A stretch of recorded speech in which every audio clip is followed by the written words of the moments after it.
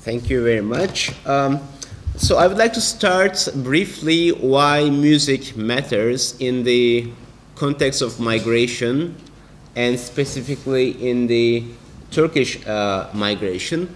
But afterwards, I would like you also to join the discussion about how we can compare it with the Serbian diaspora in Europe.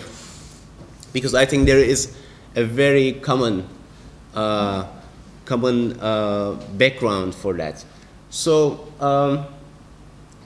I would like to start perhaps for the beginning why music matters for immigrants. Music matters for immigrants because it is very portable that immigrants can take it. They can whistle in the public sphere, in their private sphere, and basically it is to do with articulation of identities. So we articulate our ethnic or immigrant identities through music. And it's also to do with memory. Memory of homeland, memory of certain epochs in life.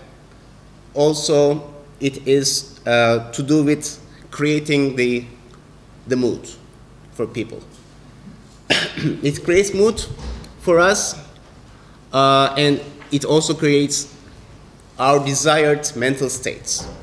So if you want to be happy, we can just put on some energetic music and set our mood. And it's always there. Music is always very fundamental in the lives of Turkish immigrants. And there is a big tension, you will see, between the genres of music. As Serbian case, you have turbo folk, and there is a certain stigma attached to turbo folk. In Turkish case, there is this genre called arabesque. It's comparable, and it is a genre that many intellectuals wrote books about and discussed in detail from different perspectives, from Frankfurt School, from very independent perspectives, and from Bourdieu's perspectives. So we will also see this. Why music is particularly important for the Turkish case in the 20th century, we should also look at it, because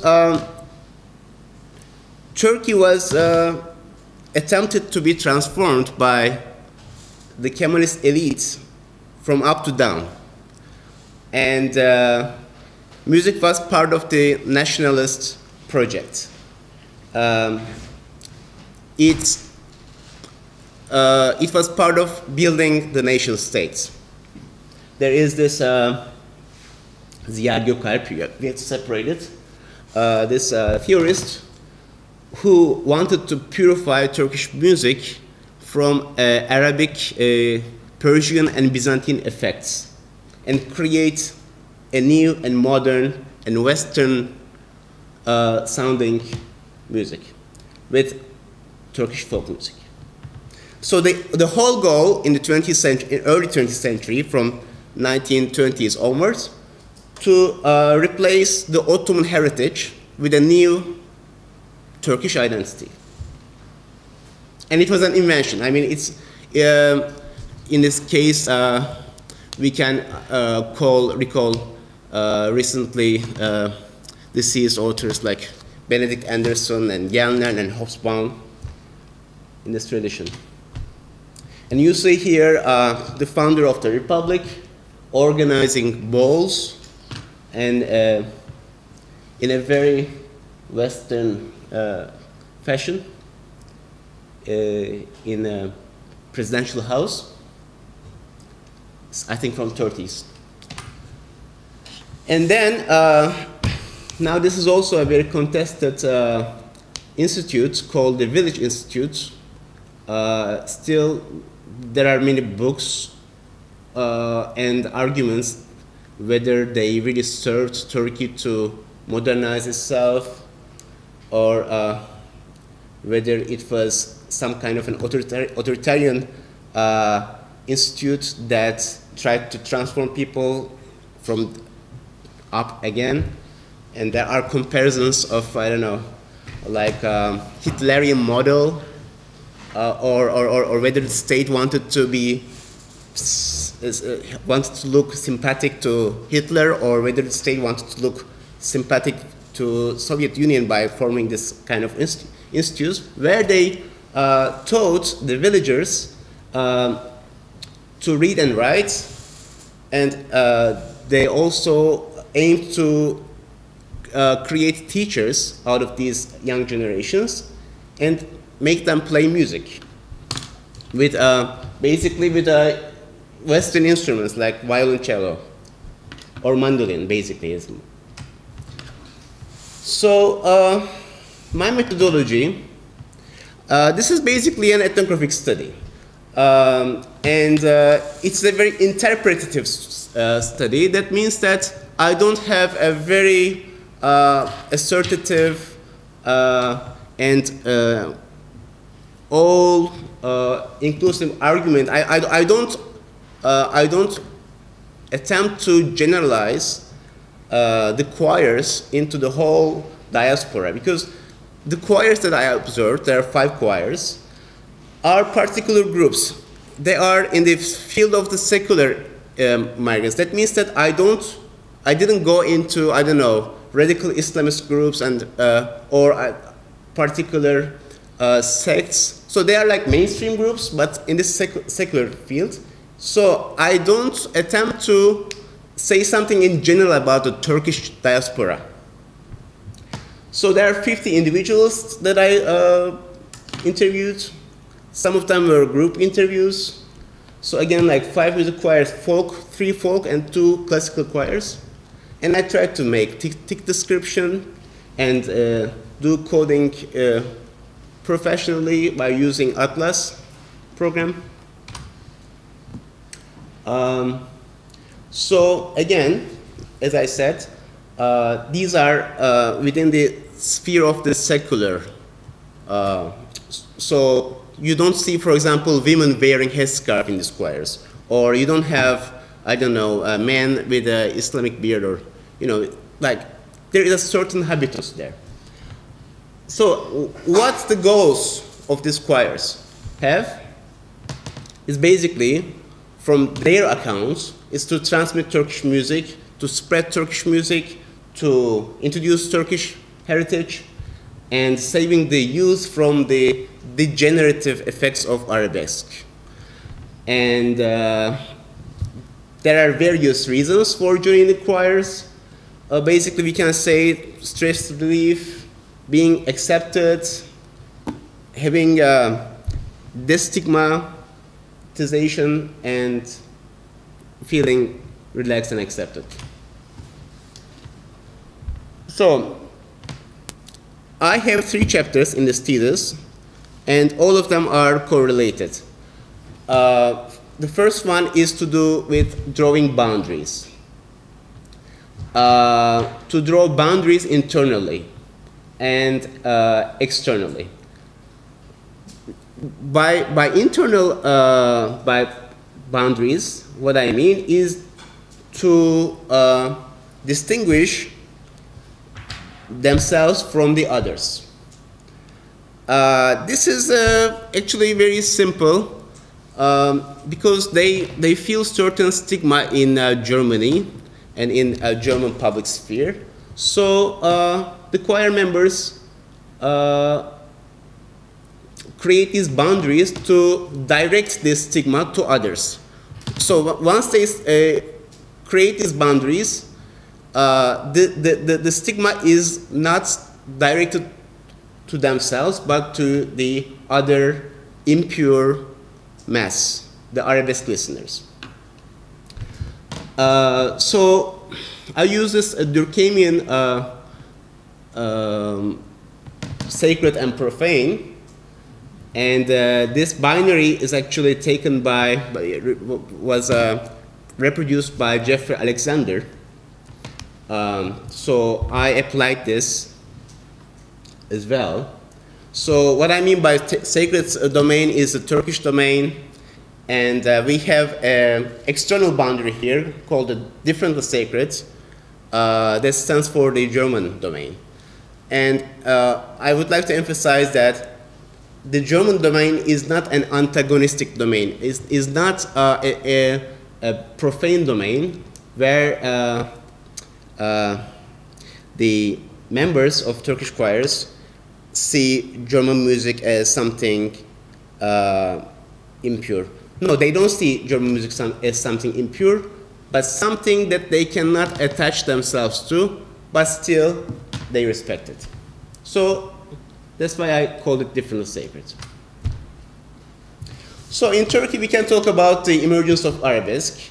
It is also very crucial to note that these Turkish immigrants, although some of them are today third or fourth generation people, they have certain immigrant backgrounds. Their parents came to Germany and they lived under some hard conditions. But before they came to Germany, they moved from the rural areas of Turkey to bigger cities like Istanbul. So they were already immigrants in Turkey. And they were already looked down at in Turkey before they immigrated to Germany. This is very important to note because this is like double othering. They were othered in their own country in Turkey, and they are othered now in Germany. So that's why we can argue that this intensity of othering make them even more furious and more willing to distinguish themselves from the others and to deny stigma. So arabesque was a genre of labor migrants, and it was an hybrid genre incorporating Egyptian music and Lebanese music with Western genres. And for Martin Stokes, it was the domain of morbid emotion and sensitivity, a domain entirely separable of culture. So the words exaggerated words about love and the unattainable women, and how this person is not able to reach this lover, and so on. So it was associated with this shared taxi drivers. If you've been to Turkey, you know this concept of minibus. That a minibus goes from somewhere to other place, but there is no particular bus stop, so it stops everywhere.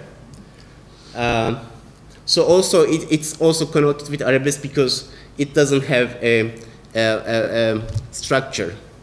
It's very free and fluid, and these drivers and with the slums, built overnight buildings, and it was deemed as something as polluted and polluting the public sphere in Turkey. So if we again look at this internal migration in Turkey from 1950s, we have a rising slope towards 2020, and the population of Istanbul grew from 1.5 million to 15 million in 50-60 years. So this is Istanbul, and you have this this hybrid look of business areas close to the Islamic neighborhoods. And the representation of arabesque, you have the fans of arabesque cutting themselves with razor blades, because it's a ritual of getting rid of or intensifying agony and pain. And These are particular audience of Müslüm Gürses, an iconic arabesque singer. And you have also Ibrahim Tatlıses, another iconic arabesque singer, eating some kind of a piaskavitsa. He comes from Urfa. He is of Kurdish origin, but he is not pro-Kurdish politically. He's more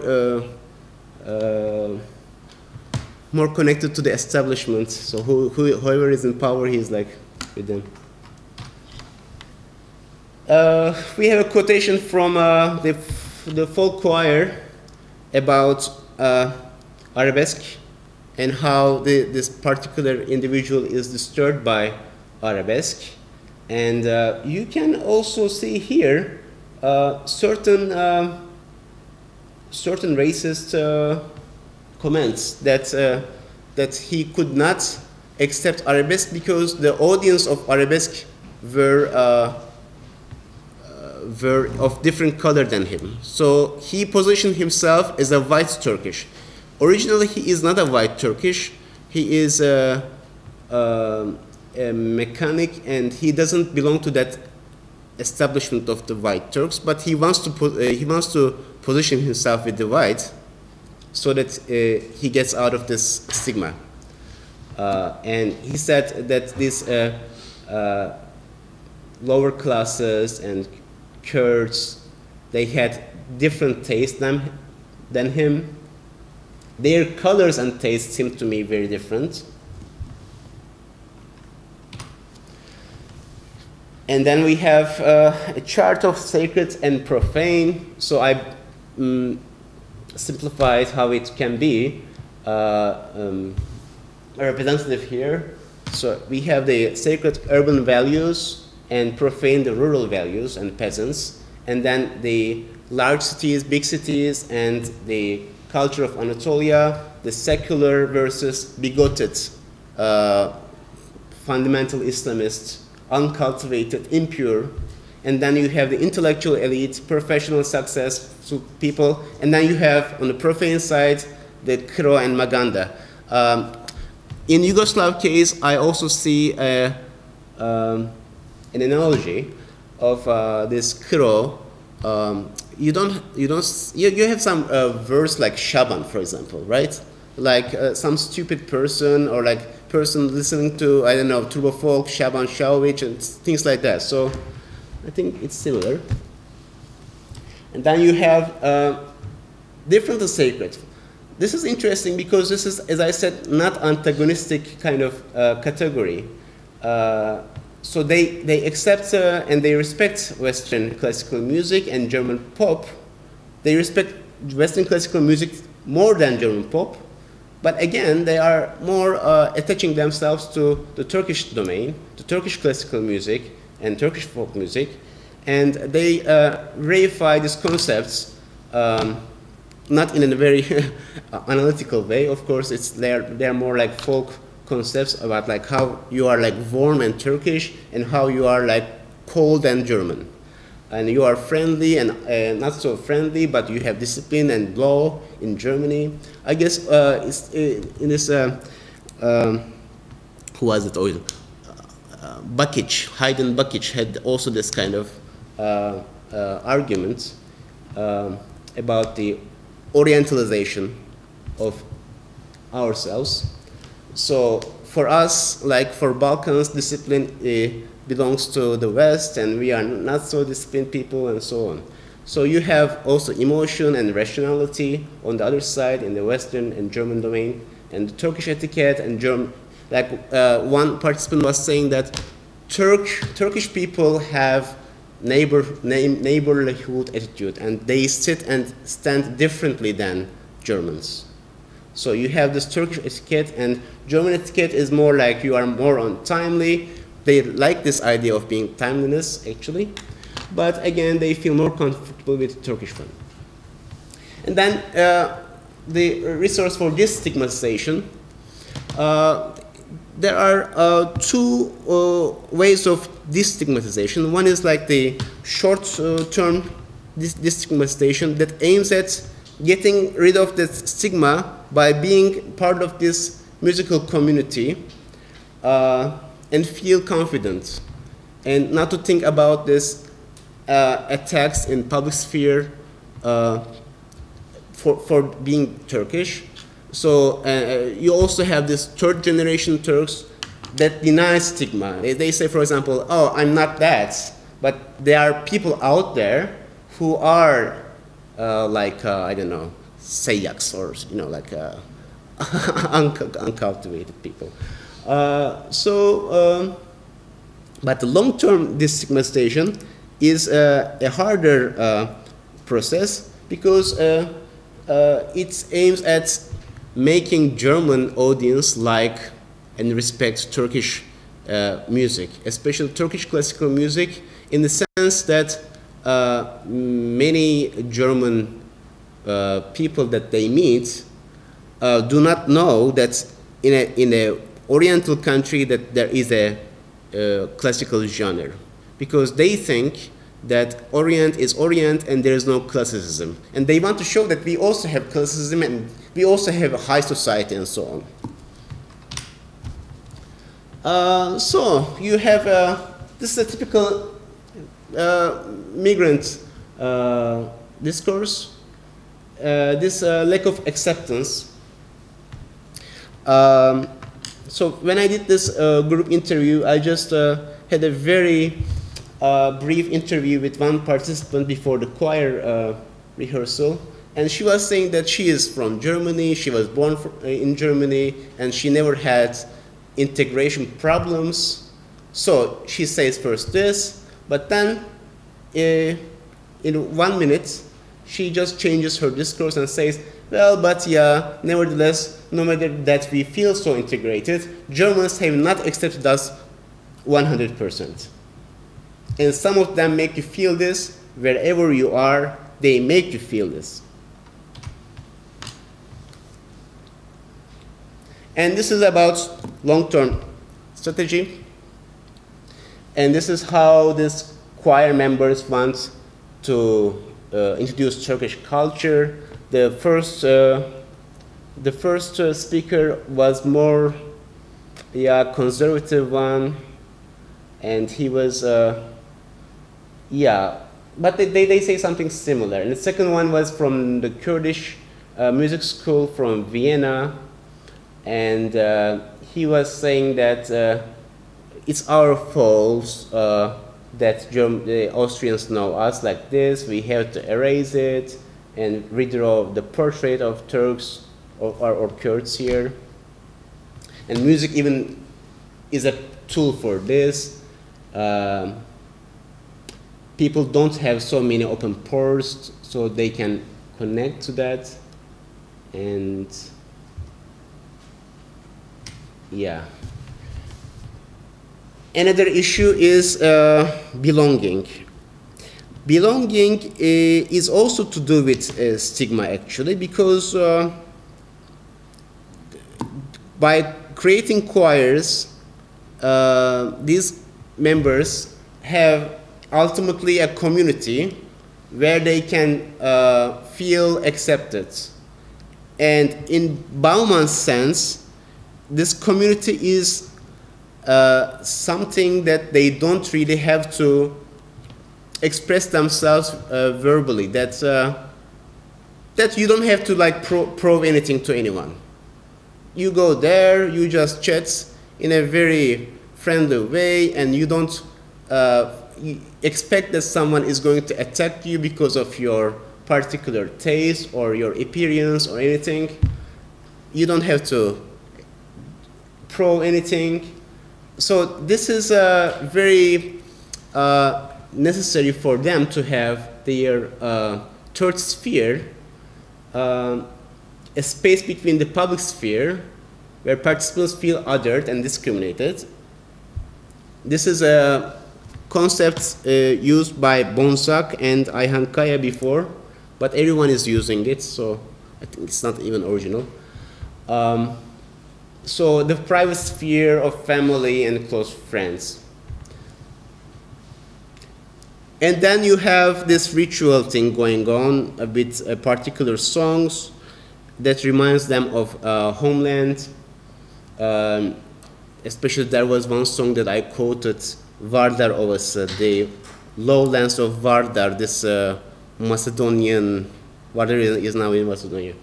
And it's also to do with the lost fields in history, and it's also a song that Kemal Atatürk allowed. So it's more like also paying respect to the national leader, the cult, and dealing with nostalgia. This is also relevant to your case and in other case in diasporic studies. So participants recall and imagine their homeland, and as I said,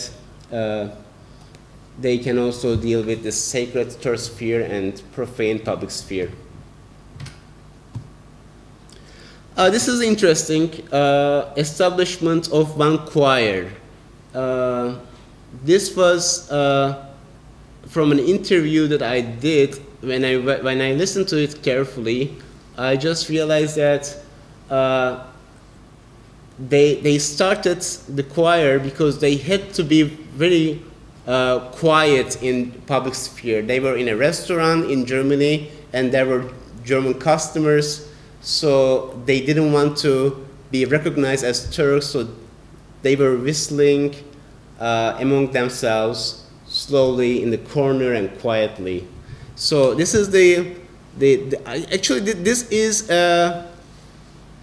some kind of a manifestation of how these Turkish immigrants feel in Germany, that they feel that they have to do something slowly and quietly without being recognized because there is certain stigma.